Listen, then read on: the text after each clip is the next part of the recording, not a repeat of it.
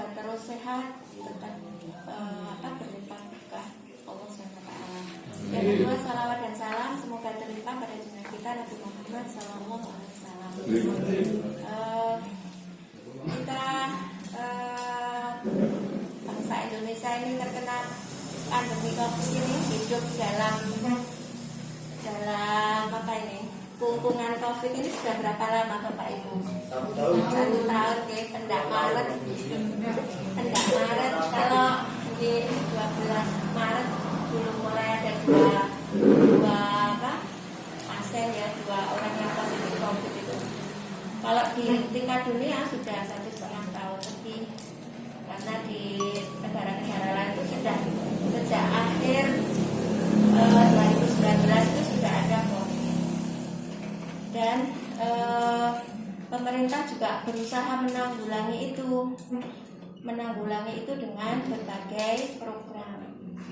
Jadi dulu ada PSBB, terus kemarin di Instruksi Mendagri nomor 3 tahun 2021 itu ada PPKM mulai tanggal 11 Januari sampai sekitar tanggal 25 Januari. Terus yang sekarang ini ada Instruksi Mendagri nomor 4 tahun 2021 yang isinya terkait PPKM Mikro.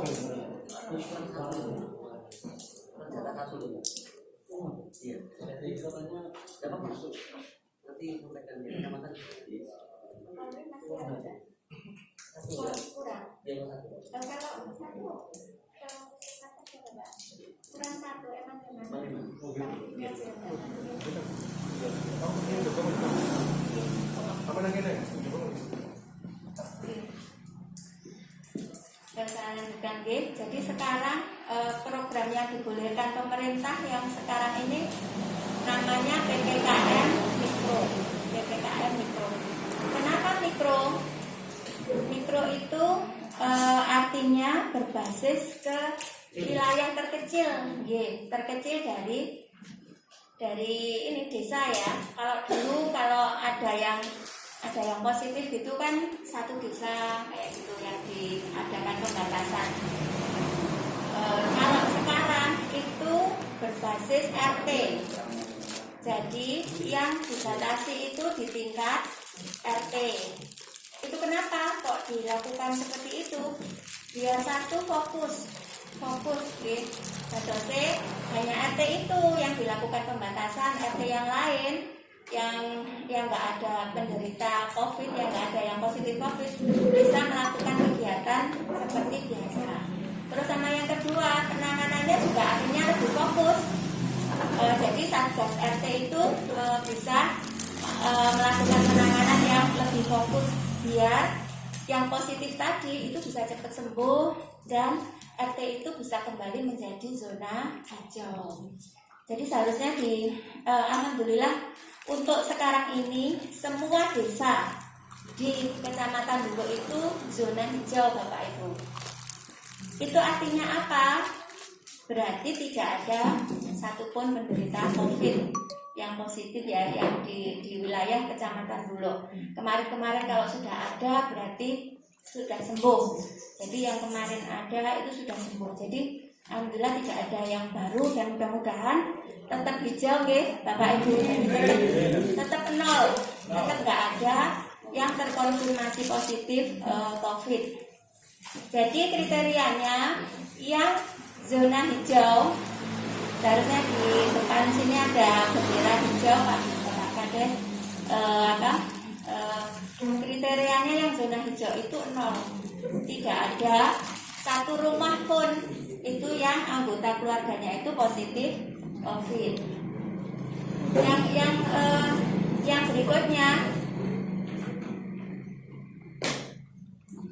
Yang berikutnya itu zona kuning. Kalau zona kuning itu di satu RT itu ada 1 sampai 5 rumah yang anggota keluarganya ada yang positif COVID. Jadi 1 sampai 5 orang atau 5 rumah ya, 5 rumah yang anggota keluarganya itu ada yang positif COVID. Untuk zona hijau dan kuning tadi apa yang harus dilakukan? Kalau zona hijau karena tidak ada pasien, karena tidak ada yang positif COVID, berarti bukan berarti terus kemudian nyantai ya, tapi tetap. Jadi agar tetap hijau, kita harus melakukan pencegahan terhadap COVID ini biar tidak ada yang terkena COVID, tidak ada yang positif COVID. Jadi harus tetap melaksanakan protokol kesehatan. Tugasnya tim Satgas di tingkat RT itu apa? Melakukan sosialisasi, mengajak masyarakat untuk tetap melaksanakan protokol kesehatan. Terus memakai masker, mencuci tangan dengan sabun, menjaga jarak, menghindari kerumunan. Kalau nggak penting-penting benar itu nggak keluar, termasuk kayak seperti tadi yang disampaikan Pak Darname sama Pak Kapolsek, ya nggak usah keluar malam kalau nggak itu. Karena untuk bisa tetap sehat itu salah satunya itu menjaga daya tahan tubuh. Menjaga daya tahan tubuh itu salah satunya dengan istirahat yang cukup. Kalau melekan keluar malam itu kan akhirnya nanti lama-lama daya tahan tubuhnya akan berkurang. Jadi kita semua harus, walaupun zona kita hijau, kita semua harus berusaha untuk tetap ini mensosialisasikan, mengajak masyarakat untuk melaksanakan protokol kesehatan. Kalau di zona kuning, begitu ada pasien, begitu ada orang yang terkonfirmasi positif COVID, itu diharapkan Satgas di RT ini memikirkan, memperdulikan orang. Jadi orang-orang yang sakit COVID itu kan semua orang bisa berpotensi untuk kena, jadi itu bukan penyakit yang memalukan kayak gitu. Tapi memang cenderung selama ini tuh yang sakit itu malu, yang orang-orang di luar itu memang cenderung akhirnya mengkucilkan. Memang orang yang terkena COVID, yang positif COVID itu harus melakukan isolasi mandiri. Isolasinya kalau dia gejalanya itu ringan, itu isolasi mandiri bisa di rumah. Tapi kalau ada gejala yang berat yang harus ditangani, isolasi mandirinya di rumah, isolasinya di rumah sakit. Nah, itu memang itu karena isolasi, namanya isolasi, itu diharapkan dia 14 hari minimal itu tidak keluar. Nah, kalau orang nggak boleh keluar, itu harusnya ya ada yang ngopeni, biar dia juga cepat sembuh, cepat menjadi negatif COVID-nya itu. Jadi di sini di PPKM Mikro ini salah satu tugas dari tim di tingkat RT itu adalah ngopeni ini tadi. Kalau ada yang positif diopeni. Jadi agar dia bisa melaksanakan isolasi mandiri tadi tuntas selama 14 hari benar-benar dia nggak keluar, terus kemudian nyaman, nggak merasa sedih, nggak merasa stres. Karena apa? Karena kalau seseorang itu sedih, stres itu imunitas tubuhnya itu, daya tahan tubuhnya itu menurun 20 kali lipat malahan. Jadi akhirnya lama sembuhnya. Tapi kalau imunitas tubuhnya, daya tahan tubuhnya itu tinggi, itu cepat menjadi negatif. Karena sifatnya virus COVID itu dia sembuh oleh daya tahan tubuh kita sendiri, tapi selama 14 hari itu. Jadi kalau seseorang itu terkena COVID terus kemudian daya tahan tubuhnya baik, insya Allah dia akan sembuh. Tapi selama dalam jangka waktu 14 hari. Nah, diusahakan selama proses penyembuhan itu, kalau dia melakukan isolasi mandiri dengan maksimal, itu akhirnya dia tidak menularkan ke orang lain. Jadi dia sembuh tanpa ada orang lain yang tertular. Tapi kalau dia jalan kemana-mana, apalagi nggak pakai masker, nggak melakukan protokol kesehatan, akhirnya bisa mengenai orang lain, Jadi itu termasuk juga yang paling dekat, keluarganya terdekat. Jadi kalau isolasi mandiri itu ya kalau bisa satu rumah itu sendiri, atau kalau nggak bisa itu satu kamar sendiri. Tapi kalau dia berjumpa dengan anggota keluarganya pun juga harus dibatasi, tetap memakai masker kayak gitu walaupun di dalam. Kecuali kalau nggak ketemu siapa-siapa itu boleh maskernya nggak dipakai. Jadi bagaimana kalau ada yang positif itu tanggap ya, kewaspadaan, tanggap, gerak cepat dari tingkat RT itu untuk mengatasi itu. Dan kemudian orangnya yang positif ini cepat sembuh sehingga RT itu jadi hijau lagi. Terus yang selanjutnya itu ada zona oranye, zona orange. Itu kalau di satu RT itu ada 6 sampai 10 orang. 10 rumah nih, 6 sampai 10 rumah yang ada anggota keluarganya yang positif COVID, itu zona oranye. Kalau lebih dari 10 itu zona merah. Yang terkena PPKM mikro itu di zona oranye sama zona merah ini. Kalau tadi di zona hijau sama zona kuning itu ada dengan mungkin masih bisa itu hajatan, tapi mboten asal nanggap ketika Pak Kapolsek. Jadi boleh hajatan, boleh pertemuan kayak gini, belajar mengajar itu boleh kontak, boleh offline ya, online, tapi tetap protokol kesehatan. Tapi semuanya tetap protokol kesehatan. Tapi kalau sudah zona oranye atau merah itu PPKM mikro berlaku ketat nggih.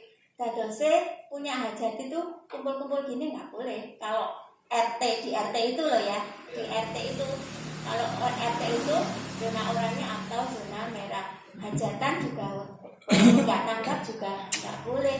Proses belajar mengajar itu harus daring kayak gitu. Jadi yang terkena pembatasan PPKM mikro itu zona oranye sama zona merah.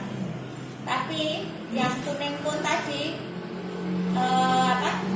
di RT itu otomatis ya tetap harus itu ya di lingkungan yang sakit itu, tapi jangan dikucilkan. Jadi untuk agar cepat sembuh dari COVID itu kan selain pola makan sehat pola minum yang cukup, istirahat yang cukup, olahraga atau terkena sinar matahari karena itu asupan vitamin D. Terus kalau di panas itu memang virusnya lebih nggak kerasan kayak gitu. Nah, makanya orang yang isolasi mandiri itu tetap boleh Bapak Ibu kalau seandainya dia ke teras olahraga jam 6 sampai jam 10 gitu. Jadi bukan berarti terus kemudian merapat rumahnya di palang jeret orangnya nggak boleh keluar, itu nggak seperti itu. Jadi ya, jadi kalau dia keluar ya yang lain itu menjaga jarak, tapi ya tetap disopong terus pundi sampun sekejo terutama kalau ada yang memperdulikan itu kan senang. Ada yang ngirimi bakso, ada yang ngirimi jus buah kayak tadi itu kan dia jadinya senang, jadinya semangat itu. Karena desa Mbulu ini termasuk yang paling banyak Pak. Jadi mulai dulu awal COVID sampai sekarang itu jumlah yang positif COVID yang terlaporkan di wilayah. Terus yang selanjutnya terkait vaksinasi Bapak Ibu, penyembuhan semua orang kebal, karena tadi virus COVID itu mati oleh daya tahan tubuh kita. Kalau kita punya kekebalan, itu virusnya nggak tahan hidup di tubuh kita, karena virus COVID itu kalau di luar itu 4 jam gitu dia mati. Kalau nggak kesentuh orang terus masuk ke area itu 4 jam itu mati. Tapi kalau di dalam tubuh itu dia bisa berkembang biak tergantung daya tahan tubuh dari orang itu. Apalagi kalau orang itu sudah punya penyakit sebelumnya. Kalau dia menemukan bagian tubuh kita yang lemah, itu virus COVID itu berkembang biak sangat cepat. Jadi kalau ada orang yang sudah punya penyakit jantung sebelumnya gitu, jantungnya lemah gitu, itu dia akan berkembang biak dengan sangat cepat. Di situ membuat kerusakan yang lebih besar. Jadi penyakitnya jadi lebih parah. Makanya salah satu program pemerintah itu ingin agar masyarakat itu punya kekebalan, sehingga virusnya itu nggak nemok berbencok lah gampangan pun. Nah, terus mencok sini orangnya kebal, mencok sini orangnya kebal kayak gitu. Nah itu dengan vaksinasi. Kemarin teman-teman kesehatan ini sudah divaksinasi.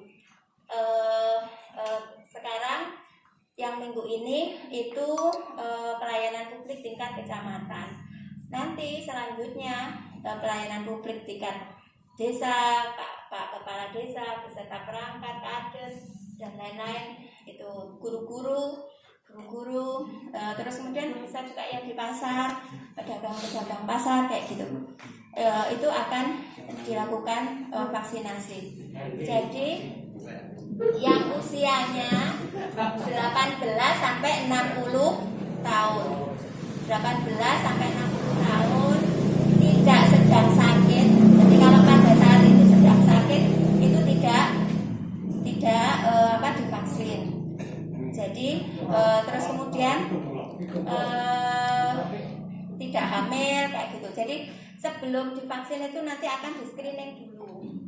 Jadi ada yang bisa divaksin, intinya itu yang sehat dulu, karena ini kan kekebalan. Jadi yang sehat dulu, yang sekarang ini diprioritaskan. Jadi yang sekarang masih usia 18 sampai 60 tahun, tapi nanti di tahap berikutnya ada yang untuk lansia, untuk 60 tahun ke atas tapi yang sehat. 60 tahun ke atas yang sehat. Itu nanti akan dilakukan program vaksinasi Bapak Ibu. Jadi pelaksananya di mana? Di puskesmas. Jadi ini sekarang kita tahap 2 untuk pelayanan publik tingkat kecamatan, nanti tingkat desa dan seterusnya. Itu kenapa sih? Karena kalau 70% dari penduduk itu punya kekebalan, 70% dari penduduk itu punya kekebalan, itu virusnya lama-lama hilang. Karena virus itu kan hanya bisa hidup kalau masuk ke tubuh manusia, bisa berkembang kalau masuk ke tubuh manusia. Lah mau masuk ke sini nggak bisa masuk ke sini, kan akhirnya kalau dia di lingkungan kan lama-lama mati, dia akan hilang. Virus itu akan hilang dengan sendirinya. Seperti dulu, kenapa kok kita melakukan vaksinasi polio, untuk anak-anak itu kan itu lama-lama kan hilang. Dulu tuh mungkin masih banyak sekali anak-anak usia sampai 15 tahun yang lumpuh layang, tapi sekarang kan kita sudah nggak nemuin lagi. Paling yang dulu lumpuh terus sekarang sudah besar gitu. Jadi kalau sekarang itu malah yang banyak yang lumpuh stroke. Aku bilang mudah-mudahan sehat semua, mudah-mudahan manfaat. Kurang lebihnya saya mohon maaf. Wabillahi taufiq wal hidayah. Assalamualaikum warahmatullahi wabarakatuh.